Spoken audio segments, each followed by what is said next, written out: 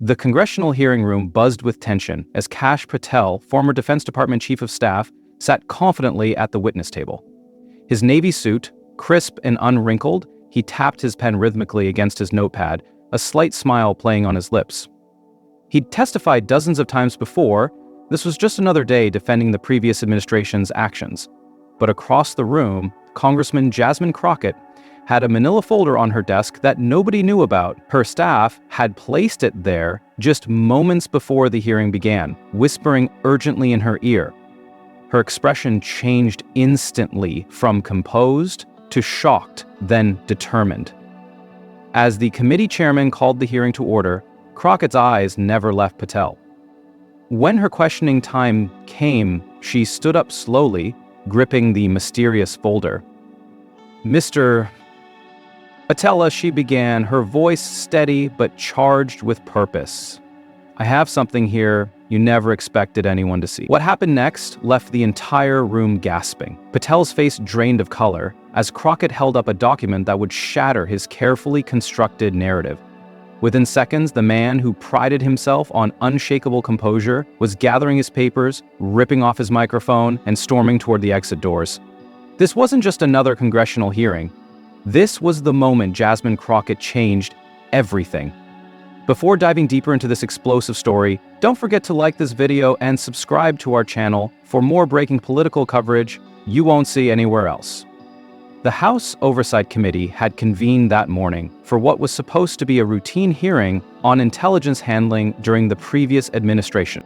The committee room filled with the usual players: lawmakers, staffers, media, and spectators.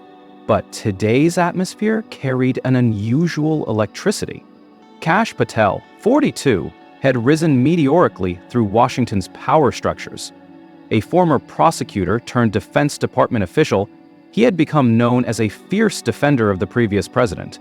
His commanding presence and unwavering loyalty had earned him both devoted allies and determined enemies. That morning, he arrived early, exchanging confident handshakes with Republican committee members. "Good to see you, Kash," Representative Jim Jordan said, clapping him on the shoulder. "Just stick to the talking points we discuss, nothing to worry about today." Patel nodded, straightening his red tie. "I've done this dance before," he replied. "They've got nothing new." But across the room, Congresswoman Jasmine Crockett was having a very different pre-hearing conversation. The first-term Texas Democrat had quickly made a name for herself with her precise questioning and unwillingness to back down.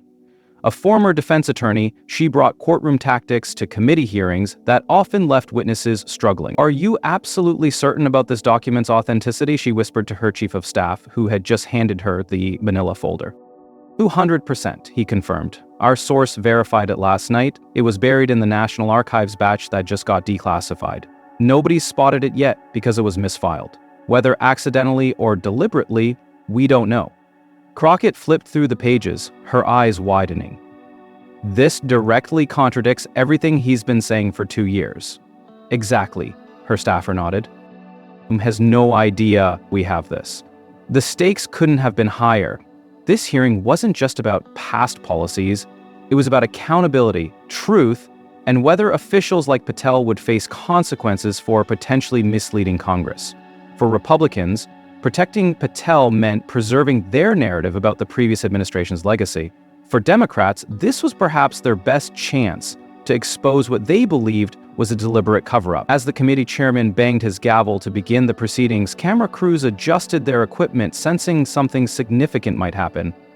Patel took his oath with his right hand raised, voice steady, completely unaware of the document sitting just 30 feet away that would soon challenge everything he'd testified to over dozens of previous appearances. "Please state your name for the record," the chairman began. "Kashyap Patel," he replied confidently, "though most people know me as Kash." "And you understand you are under oath and obligated to tell the truth to this committee?" Patel leaned toward the microphone.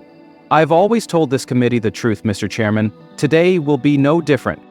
Across the room, Jasmine Crockett closed the manila folder and placed her hand firmly on top of it. Waiting for her turn, the hearing's first hour proceeded predictably. Republican members lobbed friendly questions to Patel, allowing him to expand on talking points he'd refined over countless media appearances. He was in his element, articulate, assertive, occasionally combative when challenged by Democratic members. "Mr. Patel," Congressman Davis began, "could you please explain once more for the committee your role in the handling of classified documents during the transition period?" Patel leaned forward, his posture relaxed but authoritative. "Certainly. As I have testified multiple times, my role was strictly advisory. I never personally handled the transfer of classified materials, never directed others to move documents, and had no knowledge of any documents being improperly stored at any location." He glanced toward the Democratic side of the dais, almost daring them to challenge him. This narrative that there was some kind of deliberate mishandling is simply false. I've answered these same questions repeatedly, under oath, and my answers haven't changed because the truth hasn't changed. Several Republican members nodded approvingly. In the press section, reporters typed furiously, though most looked bored, expecting nothing new from this retreading of familiar ground. When Congresswoman Wilson's questioning time arrived, the tension began to build. "Mr. Patel, you just stated, again, that you had no knowledge of document transfers, yet 3 separate witnesses have testified that you were present at meetings where these transfers were explicitly discussed. How do you explain this discrepancy?" Patel's jaw tightened slightly, but his voice remained measured. "Those witnesses are mistaken. Perhaps they're confusing me with someone else, or perhaps their recollections have been influenced by the politically charged environment surrounding this investigation." "So, you're saying all 3 witnesses are wrong and only your recollection is accurate?" Wilson pressed. "I'm saying I've testified truthfully," Patel responded, edge entering his voice. "If others have different recollections, that doesn't change the facts." The temperature in the room noticeably increased as Democratic members began building towards something. Each question became more specific, more focused on dates, locations, and meetings. Patel handled them all with practiced ease, though observers noted he was drinking water more frequently. Then came Congresswoman Crockett's turn. The room subtly shifted as she organized her papers. Unlike some members who immediately launched into accusatory questions, Crockett began almost conversationally. "Good morning, Mr. Patel. I appreciate your time today." Patel nodded cautiously. "Good morning, Congresswoman. I'd like to start by establishing some basic facts that I believe we can agree on," she continued. "You served as Chief of Staff to Acting Secretary of Defense Christopher Miller, correct?" "Yes, that's correct." "And in that role, you had high-level security clearance?" "I did. You were also given a special assignment by the previous president in his final months in office relating to document declassification. Is that accurate?" Patel shifted slightly. "The president did task me with working on declassification matters, yes," Crockett nodded, building her foundation methodically. "And you've testified today, and on previous occasions, that you never personally handled the transfer of classified materials, never directed others to move documents, and had no knowledge of documents being improperly stored. Have I summarized your position correctly?" "Yes, Congresswoman. That's been my consistent testimony because it's the truth," Patel replied, a hint of impatience entering his voice. Crockett looked down at her notes for a moment, then back at Patel. "I understand you've been consistent. That's precisely what makes this next part so troubling." She opened the manila folder for the first time, removing a single sheet of paper. The committee room grew eerily quiet. "Mr. Patel, are you familiar with National Security Memorandum 57? Patel blinked, visibly trying to recall. "I believe that was a procedural document. There were hundreds of memoranda. This particular memorandum established protocols for the handling of certain highly classified materials during the transition period," Crockett explained, her voice taking on the precision of her courtroom days. "Would it refresh your recollection if I told you that you were the author of this memorandum?" Patel's expression changed almost imperceptibly. I may have contributed to drafting various memoranda. Without seeing the document, I couldn't confirm." I understand, Crockett nodded. Mr. Chairman, I'd like to enter this document into the record and provide a copy to the witness. As the staffer brought the paper to Patel, camera operators zoomed in on his face. For the first time, he looked uncertain. Glancing down at the document, Patel maintained his composure, but those watching closely could see his right hand tighten around his pen. Do you recognize this document now, Mr. Patel? Crockett asked. It appears to be a memorandum with my name on it, yes. And the date on this memorandum is? Patel hesitated. January 15, 2021. 5 days before the end of the administration, Crockett noted. Now, I'd like to direct your attention to paragraph 3. Could you read that paragraph aloud for the committee? The room fell completely silent as Patel stared at the paper. Republican members exchanged concerned glances. Congressman Jordan, Patel said, looking up, I believe this document may contain sensitive information that shouldn't be discussed in an open hearing. Before Jordan could intervene, Crockett continued. Patel, this document was recently declassified by the National Archives. There's nothing sensitive about it now, except perhaps how it contradicts your testimony. Murmurs rippled through the room. Patel's face darkened as he realized Crockett wasn't bluffing. He glanced down at the paper again. I'd prefer not to read this without consulting with counsel, he said firmly. Then allow me, Crockett responded, holding up her own copy. Paragraph 3 states, and I quote, Per the President's directive, I will personally oversee the transfer of designated materials to alternate secure locations. This process has begun and will continue through January 19. All transfers will be documented using Form SC-14 with copies retained by the originating office only. End quote. The room erupted as Patel's face flushed red. Order, the chairman shouted, banging his gavel repeatedly. The committee will come to order. When the noise subsided, Crockett continued, her voice calm amid the storm. Mr. Patel, this memorandum, written by you, directly contradicts your testimony that you never personally handled the transfer of classified materials and never directed others to move documents. How do you explain this discrepancy? Patel leaned forward, his composure cracking. That document is being taken completely out of context. What context would make I will personally oversee the transfer mean something other than what it plainly says? Crockett pressed. This is a political ambush, Patel snapped, looking toward Republican members for support. This document wasn't provided to me or my counsel before this hearing. Mr. Patel, Crockett continued relentlessly, Form SC-14 is a chain of custody document for classified materials. According to this memorandum that you wrote, these transfers were being documented. So my question is, where are those forms now? The tension in the room reached a breaking point as Patel realized Crockett wasn't just fishing. She had come with ammunition and a clear target. And then, she reached back into the folder. Jasmine Crockett withdrew a second document from the folder, this one thicker than the first.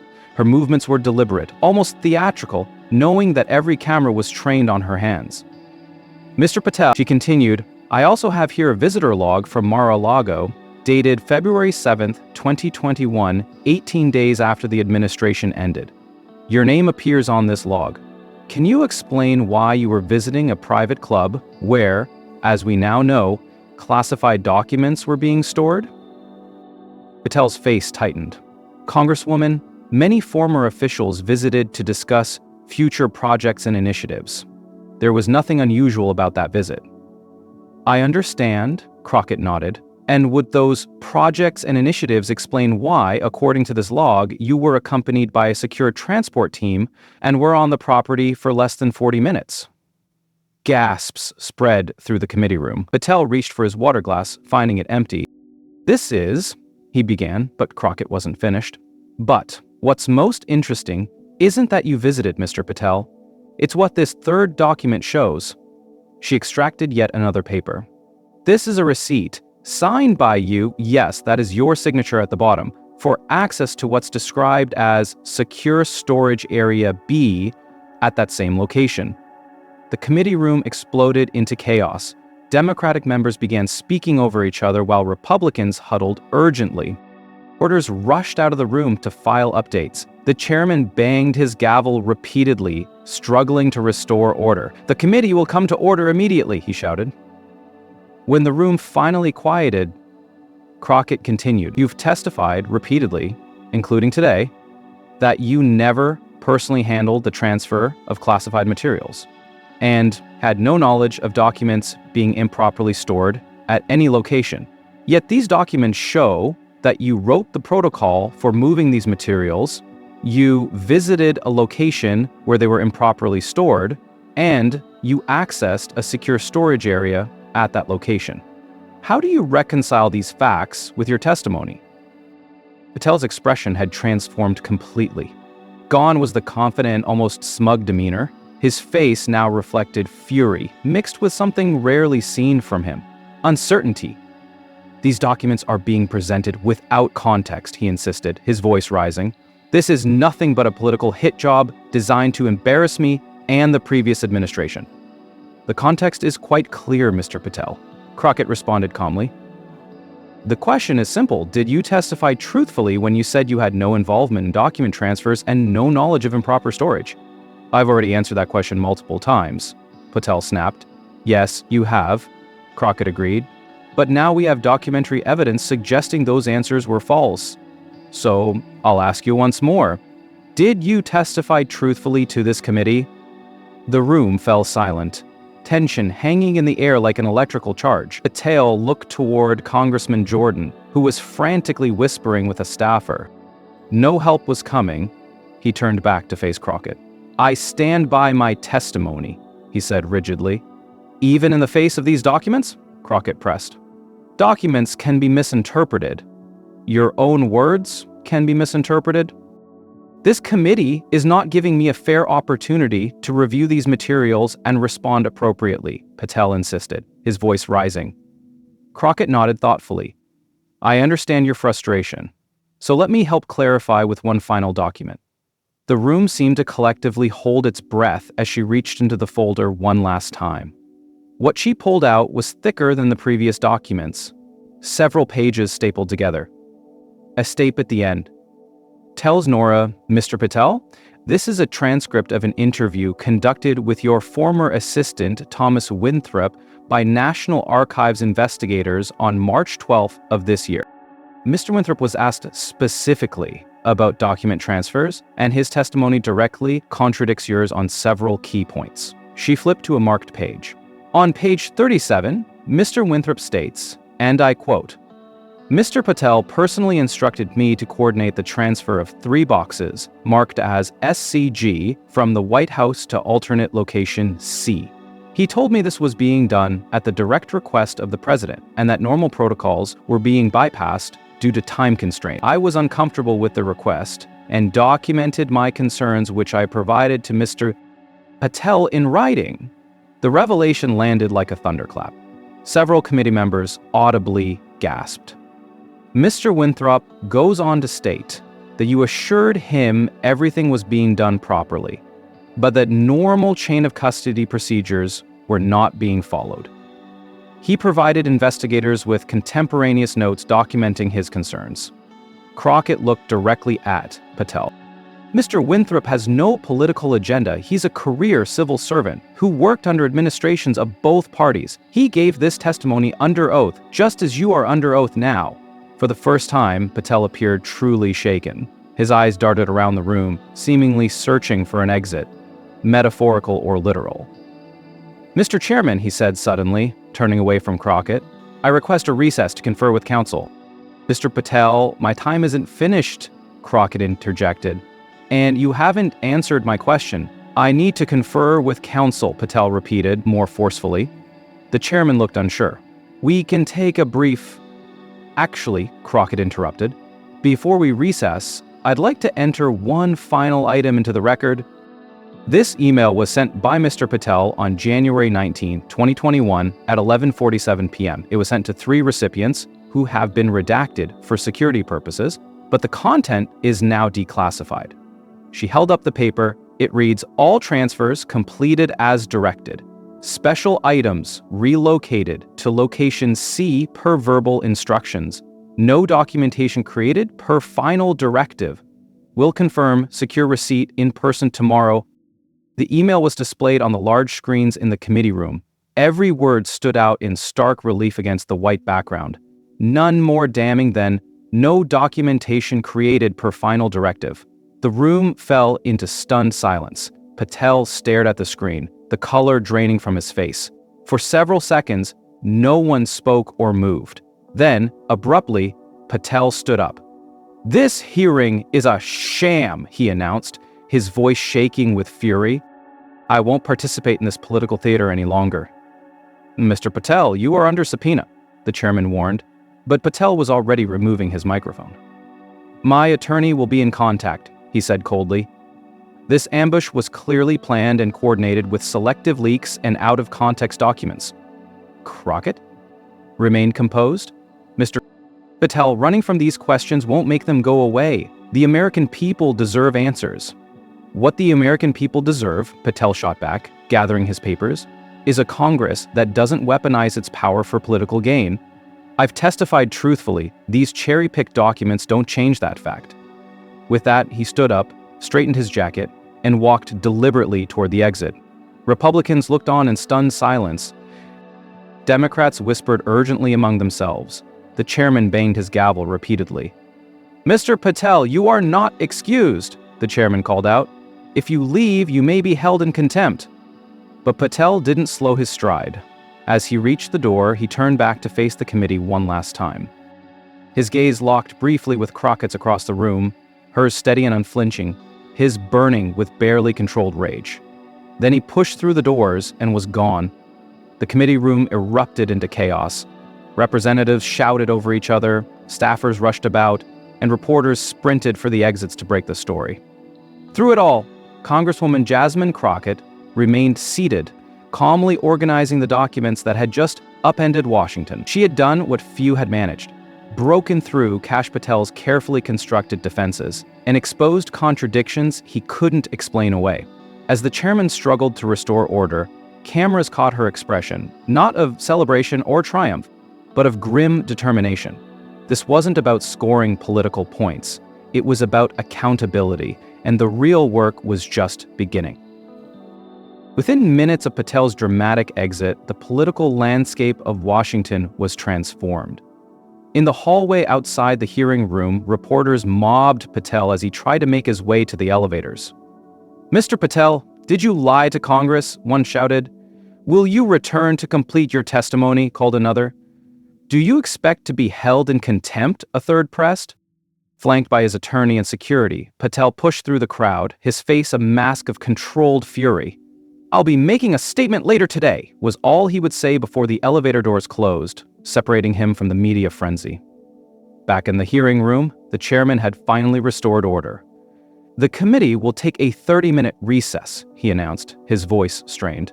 "When we return, we will continue with our scheduled witnesses." As members filed out, the divisions were stark. Republicans huddled in urgent conversations while Democrats approached Crockett, some offering congratulations, others looking concerned about the political fallout. "That was quite a revelation, Congresswoman," Representative Thompson said, stopping by her seat. "But are you certain everything is authenticated?" "Patel will come back swinging." Crockett nodded confidently. "Every document has been verified by multiple sources. National Archives confirmed the memorandum. The Mar-a-Lago logs were obtained through proper channels. And Winthrop's testimony speaks for itself."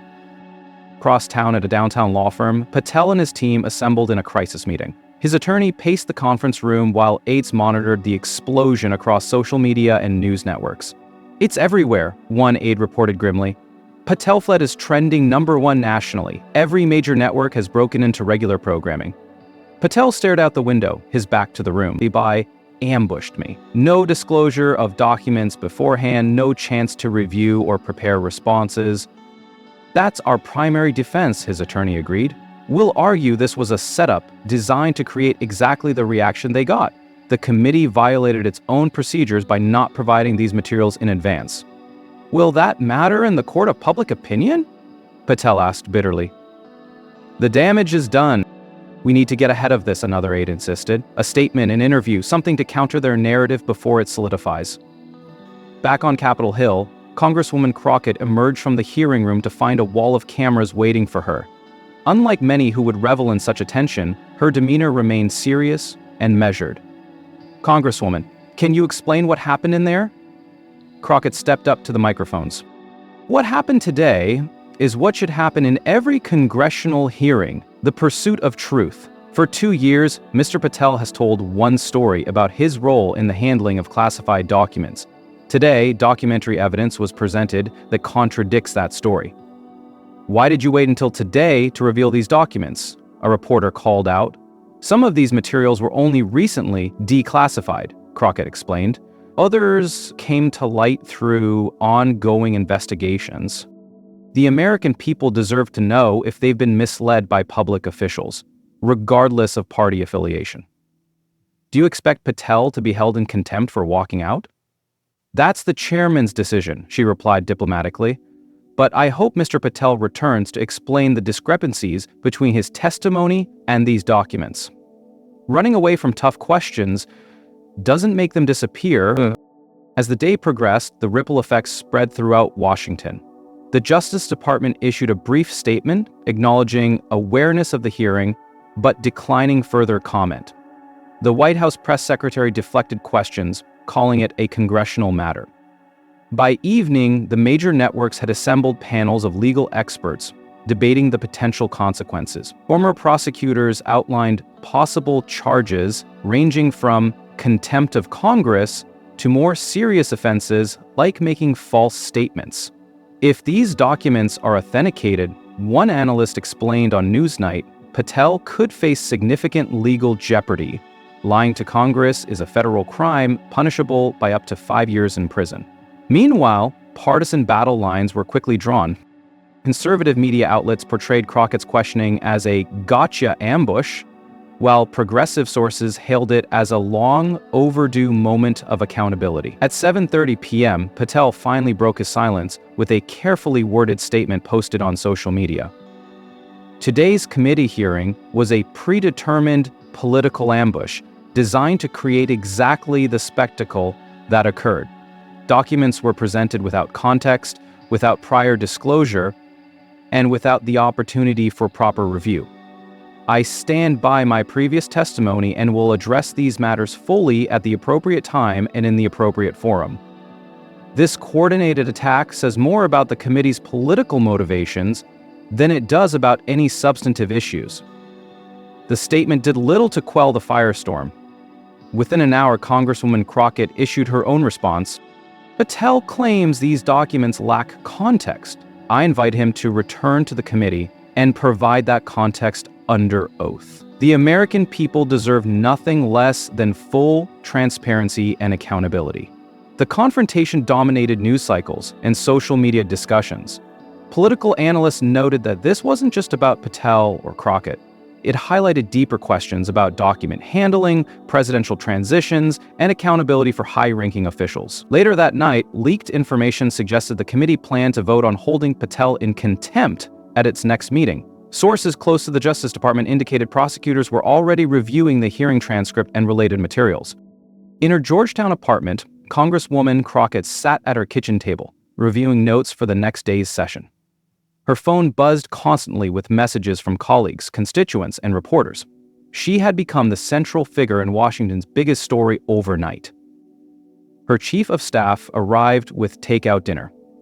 "You've caused quite the earthquake today," he said, setting down the bags. "This isn't about me," Crockett replied, closing her laptop. "It's about whether we're serious about oversight and accountability." "Well, serious or not, you're now the face of it." "The party leadership has called 3 times. They want to coordinate messaging," Crockett shook her head. "This shouldn't be about partisan messaging. The documents speak for themselves. Either Patel told the truth, or he didn't." Across town, in his Potomac home, Patel was having a very different evening. Surrounded by advisors, he paced his study while legal strategies were debated. Phone calls from former administration officials and allies came non-stop, each offering advice, support, or subtle distance. "We need to question the authenticity of everything," one lawyer insisted. "Challenge chain of custody, suggest alterations, raise doubts about context." The Winthrop testimony is the biggest problem, another pointed out. Team worked closely with you for years. His credibility will be hard to undermine. Patel stopped pacing. Find out what he wants. Everyone wants something. He's a career civil servant with an unblemished record, an aide warned. Attacking him could backfire. As midnight approached, Washington remained unusually active. Lights burned late in congressional offices, law firms, and media headquarters. What had started as a seemingly routine oversight hearing had evolved into a potential inflection point in American politics. The following morning, newspapers across the country featured the confrontation on their front pages. Patel fleece hearing after Demon revelation, declared the Washington Post. Crockett confrontation expose contradictions in Patel testimony, read the New York Times headline. Conservative outlets took a different approach. Democrat ambush, Patel targeted in partisan spectacle, proclaimed the Washington Examiner. On morning television, the video of Patel storming out played on continuous loop, followed by analysis from political and legal experts. Former congressional staffers explained the rarity and significance of such a moment, a high-profile witness abandoning testimony mid-hearing rather than facing difficult questions. By mid-morning, the story had evolved beyond the specific documents to larger questions about the previous administration's handling of sensitive materials and whether there had been a coordinated effort to mislead investigators in Congress. At 11 a.m., the committee chairman held a press conference announcing the scheduling of a contempt vote for the following week. Mr. Patel was legally obligated to remain and complete his testimony, he explained. His decision to leave constitutes a direct refusal to comply with a congressional subpoena. When asked about the documents themselves, the chairman was measured but firm. The committee has verified the authenticity of all materials entered into the record yesterday. We invite Mr. Patel to return and address the apparent contradictions between these documents and his sworn testimony. Meanwhile, Congresswoman Crockett had become an overnight political sensation. Interview requests flooded her office, and social media followers increased by hundreds of thousands. Progressive groups praised her as a champion of accountability, while conservative media painted her as an ambitious politician using the committee for personal gain.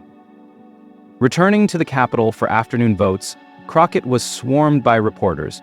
"Congresswoman, did you know Patel would walk out?" "No," she replied candidly. "I expected him to attempt to explain the contradictions. Walking out was his choice." "What happens next?" "That's up to Mr. Patel," she said. "The evidence isn't going away, the questions aren't going away, and most importantly, the American people's right to the truth isn't going away." As she entered the Capitol building, her phone buzzed with a news alert. Patel had just announced a press conference for 3 p.m. at his attorney's office. The political world held its breath, wondering whether he would offer explanations, apologies, or double down on his denials. Either way, Washington had been fundamentally changed by what transpired in that hearing room. A dramatic confrontation between a congressman determined to uncover truth and a former official who, when confronted with documents he never expected to see, chose to walk away, rather than face the consequences. As afternoon shadows lengthened across Washington, one thing was clear. The documents Congresswoman Jasmine Crockett revealed had not only caused Kash Patel to storm out of Congress, they had potentially altered the trajectory of American political accountability for years to come. At exactly 3 p.m., Patel appeared behind a podium, flanked by his legal team. Camera shutters clicked rapidly as he adjusted the microphone. "Yesterday," he began, his voice steady but tense, "we witnessed a perfect example of why the American people have lost faith in Congress." The nation watched, riveted, as the next chapter in this political drama began to unfold. That's the full story of how Jasmine Crockett exposed secret documents that made Kash Patel storm out of Congress. If you found this breakdown informative, please hit that like button and subscribe to our channel for more in-depth political analysis. Don't forget to turn on notifications so you'll be the first to know when we cover the next major political confrontation.